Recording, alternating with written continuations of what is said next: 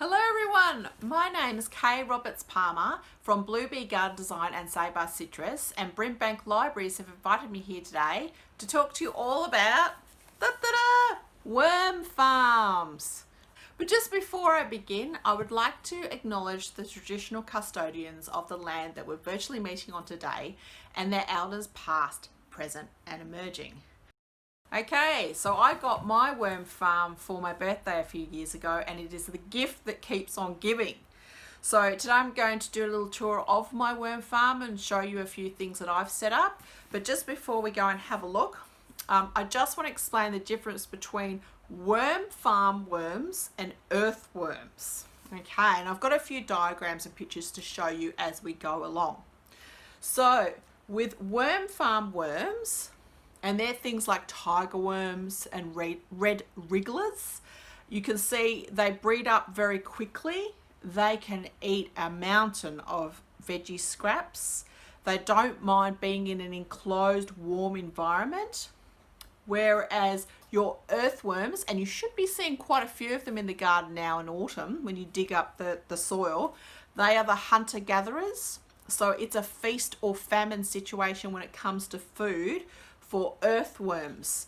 So they'll go searching around for the food, and if it's getting too hot, they tend to burrow down. They don't like a warmer environment. And as you can see, they're a lot fatter than the little wriggler worms. If you put earthworms into your worm farm, you will kill them, because they like to have an environment where it's colder, where they can search for their own food.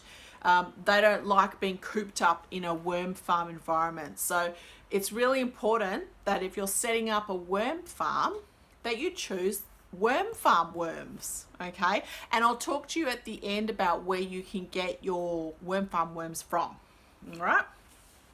So now when you set up your worm farm you need to pick an area where it's not too hot, where it's not too cold, where they're sheltered from the rain, where there's going to be no pests around, where they're quite safe. So let's just go and have a quick look at where I've set up my worm farm. Hey, here's my little worm farm here that you can see working really well. It's in a carport. This is some hessian that I use to cover the worms to keep them safe. I use this as bedding on the bottom, and also I use this hessian to cover the vegetables so that they're safe from any predators. You'll notice the legs on the worm farm are ant proof and stop the ants from running up and attacking the worms. Okay, as you can see, yes, I do look after my worms. They've got nice blankies going on. It's cold weather. I want to regulate the temperature for them so they're not crawling to the top of the farm trying to get out. You may find that in wet weather that they crawl to the top. That's perfectly natural for them to do that, to get away from, they think there's more moisture coming, and that you'll see a lot of worms anyway go to the top of the soil because they don't want to drown. It's a natural response that they do that. But as you can see, I keep them nice and contained and safe. All right, so let's get on to the exciting bit of setting up your worm farm. All right, so this is similar to the one that I've got outside. So the first layer here, this is your drip tray. This holds all the worm wee.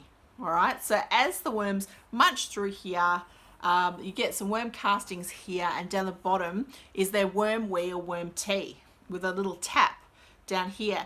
Now, worm tea is fantastic for your garden. You can use that every single day and have no problems whatsoever. You can't do that with a lot of fertilizers because they'll burn your plants, but worm wee, and you have to dilute it in a watering can. You can put that on your plants all the time. I'm putting that on my broad beans at the moment, and they're doing fantastic, okay? The other thing is here, they're saying a brick for supporting the worm farm. I've actually, in my worm farm, got those little plastic legs already set up, so it's all good to go. The second layer is the worm castings.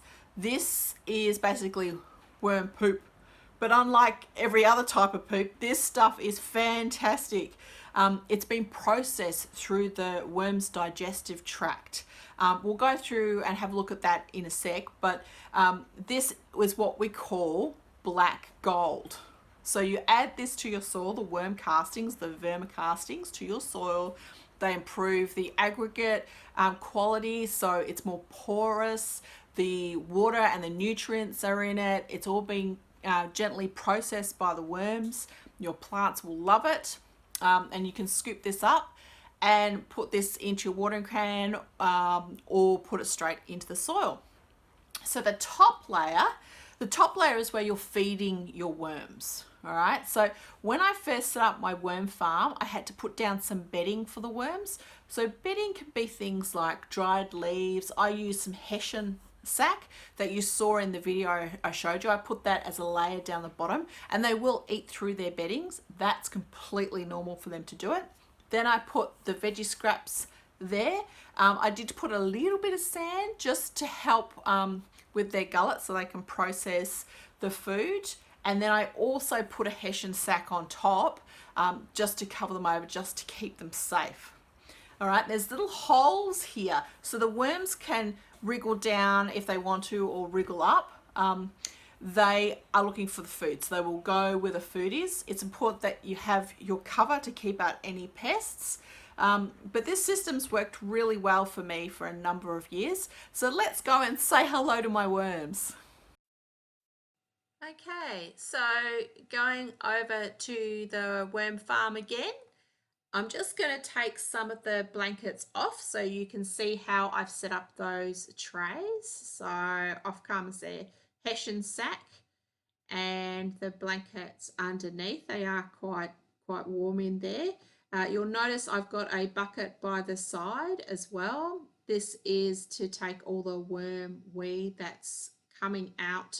See there's a bit in there, and I can dilute that in my watering can and use that on my plants, which will be fantastic for my little herb patch that I've got happening in the garden. Okay, so I've just used old towels that I've had around. Probably in summer I wouldn't have as many blankets on the worm farm, just to give a bit more of air circulation in the worm farm, but really just keep it stable. As you can see on top of the worm farm, there are little breathing holes as well for the worms, and I've got 3 trays. Some worm farms have a lot more trays than that, but I find 3 trays are quite manageable for me, and I can come in and clean them out once or a month or more and just keep them nice and fresh. All right, so this is the first layer. As you can see, we've got the hessian covering the vegetables, and I've already got a few little tiger worms on top. Now they've been eating the hessian sack. There's also some little springtail type mites in there. They don't hurt the worms. They're just part of the ecology that's happening. I've got quite a few veggie scraps in there at the moment. I probably won't add any more veggie scraps until the worms have eaten that down. Now that might take between three to 5 weeks, depending on how fast they're eating at the moment. I think they're a bit slow because it's a bit cold. Oh, look, there's a bit of garlic I've got growing in there. I might save that or something. So I'm just having a bit of a look around to see the health of the worm farm. There's a fair bit of eggshells in there. I will probably look at not putting any more eggshells in there because the worms are having trouble digesting it and getting through it. But I'm just looking for the little worms for you in all of that. Now, it doesn't smell. There's no smelliness coming from this. It's quite a soft consistency. Ah, there we go. There's all the lovely worms. Look at them doing all their work, doing a fantastic job in the little worm farm. Yeah, there's quite a few in there. You just have to go hunting. They don't like to come out in the sunlight, so they're just eating their way. And here's the layers, the tray layers.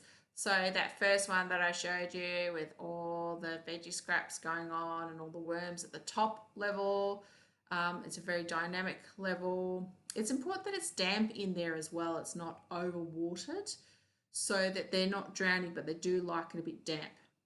Next to it, we've got the worm casting layer. So the difference is there's hardly any worms in there. So they've processed the top layer And this lovely worm casting is what I can use in the garden, or I can add to my watering can. I can see a few worms in there, so I'm just going to add those back because I really want them to be eating the food, not so much in the worm castings. Worms are quite dynamic in worm farms and they do move around a fair bit. I'm just going to put some in the bucket, the watering bucket, and I'll sort of mix that together and put that in the garden. So I kind of do this, say, once a month and just sort of check. Sometimes I do lose a few worms. That's okay. There's plenty of them to go around. You can see there's still a little bit of eggshell in there, but not too much. The third layer is this bottom layer. This is where the worm weed gets to, and that bit there is just like a little hill that the worms can stay on, and that is a bit of concrete that I've put, so if the worms get stuck down there, they can crawl up the concrete and not drown. Now, it's a bit hard to see, but there's a drainage hole just there where the worm weed goes to. It drains out there, and I've got a few little worms stuck on the side, so I'm just going to try and pull them off and rescue them because they've gotten too far down and they're not doing so well. Yeah, so there's a few like worm castings and worm weed in the bottom there. So that's basically the 3 layers that I have. I could turn that top layer into a worm castings layer if they ate through it all and there was stuff left over in there. All right, so I hope that was fun having a look at a working worm farm. Some of the things that I'm going to do with my worm farm now is I'm going to use up more of those worm castings that I was showing you in that second tray. I'm going to put those throughout the garden. I'm going to water them down in my watering can and put them around my plants. That's doing really well. I'm probably going to take out the eggshell and deal with that separately and use that on my slugs and snails and just keep it to the veggie scraps. I'm also going to wash out, like I showed you, I'll be washing out the bottom tray a bit more just to help the worm weed come through, and then I can use it a bit easier in the worm farm. But other than that, it's an enclosed system. It does really well. Now, if you go away for, a week or a month or so, the thing to do is to have a little pile of veggie scraps that you put on one side of the worm farm so the worms can come along and eat that. Make sure that the worm farm is damp, not wet, and covered over. And as long as the worms are in a safe and sheltered spot, they should be fine for when you go away and they'll do their own thing. Make sure the tap down the bottom is open so the worm wee is flowing, so it's not building up and you don't have those poor worms drowning down the bottom. And yeah, they should really take care of themselves. Okay, so let's have a look at worms themselves. They're quite amazing little creatures. So worms have a crop or a gullet, which is like what birds have. So rather than teeth, which we have, they actually grate their food. If you've ever seen whales with the big sort of baleen sort of, ribs rather than teeth or plates, worms have something similar. So they grate their food, they grate it down, and then they go through all the different stomachs, through the intestines, and they take the nutrients from the food, some of the nutrients, and leave the rest in the worm castings. Okay, now worms, I call them Harrys and Sallys. They can be male or female depending on how the population's going and how the numbers are going. So they really do regulate the boom times. So yeah, they're amazing little creatures, and they've got lots of stomachs, kind of like cows as well, and they can get through quite a lot of food. All right, so now we're going to play the worm game. Or can I put this in my worm farm? All right, so let's just go through some of these items because sometimes, you can be a little bit unsure. So the first one is eggshells. Can you put eggshells in your worm farm? Well, I think I should have answered this one a little bit for you. Look, in very small quantities. I find that my worms haven't really eaten it because it's a lot of carbon for them. So I'm actually going to process them separately. So at this stage, I'm probably not going to put the eggshells in my worm farm. Salty foods. So salty foods, again, you're talking about saline. The worms can't really digest them properly. So it's better to avoid your salty foods. Egg cartons. So egg cartons are carbon, like your newspaper and that sort of thing. Egg cartons are fine to put in your worm farm, but please break them up for your worms so it's a bit easier for them to digest. Meat and bones. Now, meat and bones, no, I would avoid those because the worms wouldn't be able to digest them quick enough for you, and you might get maggots or something else that's pretty yuck. If you do have a lot of meat and bones, and you eat a lot of meat in your diet and dairy, can I suggest you have a look at the previous composting video that I did, and I talk about bokashi systems which can deal with that. Okay, paper mail or flyers or that sort of thing. Yes, you can, unless you're worried about where the inks come from. If you don't think it's a natural ink, then you can leave it out, but otherwise tear up your paper mail and add it in. It'll also help soak up the juices. Now, worm farms should never smell. They should be fine. Cut green grass. So with cut green grass, I would probably avoid it for the worm farms, just in case there's some fungicides or pathogens that could hurt your worms. They're better off green grass going in your compost bin. All right, dog and cat poo. No, you don't want to process dog and cat poo in your worm farm. The interesting thing is sometimes if you say dewormed your dog or dewormed your cat, traces of that could be in their feces, which could then kill off your worms. So you really don't want to put that in your worm farm. Coffee grounds. Absolutely, absolutely you can put coffee grounds in your worm farm. They give them a nice wake-up call and they are organic. So coffee grounds are not a problem at all. Fats and oils and salad dressing. So again, it's a fatty kind of thing. It's better off being processed in your bokashi unit that you have rather than in your worm farms. So the great thing about worm farms is they can process a whole lot more veggie scraps than perhaps your compost pile can. So in my garden, I have my worm farm and I have my direct dig compost pile, and my worm farm gets through it, all those veggie scraps so quickly. So it's like you need to add some carbon, which is your shredded newspaper and dried leaves. You can definitely put that in, but the ratio is 70% veggie scraps to 30% carbon. So these little worms are eating machines. So they're really great things to have. Okay, so I hope that was interesting.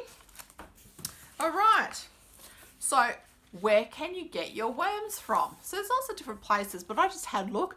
Online, there's places at Ceres. Ceres is an environmental park where you can go and they have worms for sale. Sometimes a lot of companies will sell a combination of worms like tiger worms, red wrigglers together. That's fine. It's not a problem if the species have been mixed. Other places we've got worm lovers. And worms as well. You can actually order worms online and get them delivered in bags.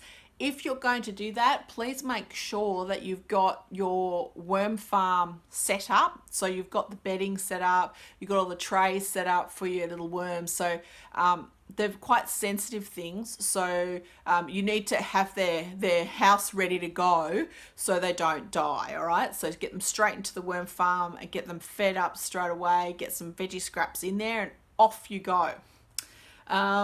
And then, there's things like Brown's compost worms as well, where you can order them online and you can get eggs that turn into the worms or the worms themselves.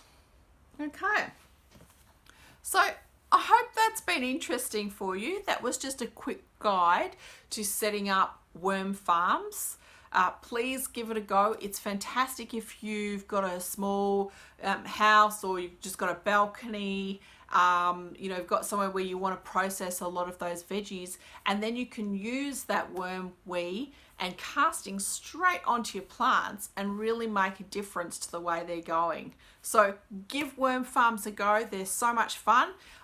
Councils do give discounts to worm farms, so check out Brimbag and see what they've got on offer. And yeah, just give it a go.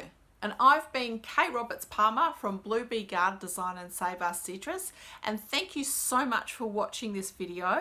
I'm going to be online now, so if you've got any questions, please put them in the comments section. I'm happy to answer them, and stay safe during this period. Bye.